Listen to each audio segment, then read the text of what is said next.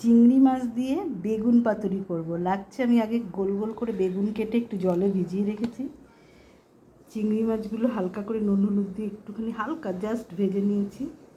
আর লাগছে কাঁচা লঙ্কা, কলা পাতা, আর কালো সর্ষে আর হলুদ সর্ষে। চলুন সর্ষেটাকে আগে পেস্ট করে নিই।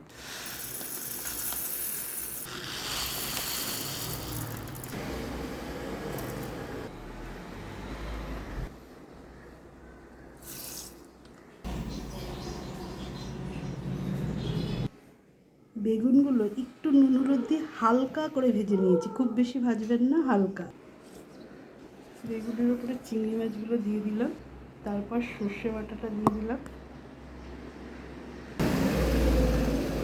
এরপর সর্ষের তেল দিয়ে দিলাম, কাঁচা লঙ্কা চেরা, অল্প নুন, ভালোভাবে এগুলো একটু মেখে নেব।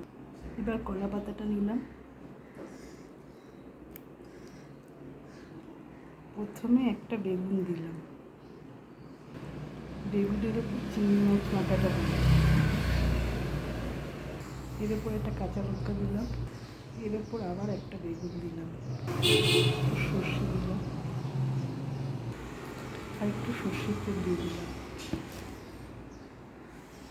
এবার পাতাটাকে ফোল্ড করব,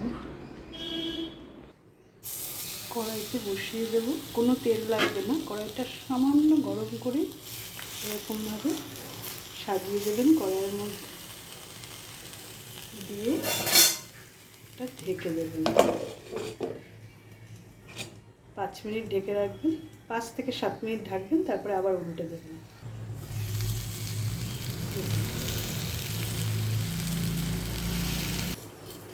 5 মিনিট হয়ে গেছে, ঢাকনাটা খুলছি।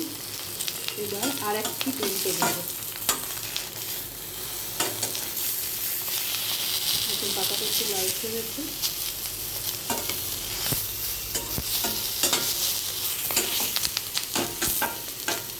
আবার ঢেকে দেবো। রেডি আমাদের চিংড়ি বেগুন পাতুরি। দেখুন, খুলে দেখি কেমন হয়েছে।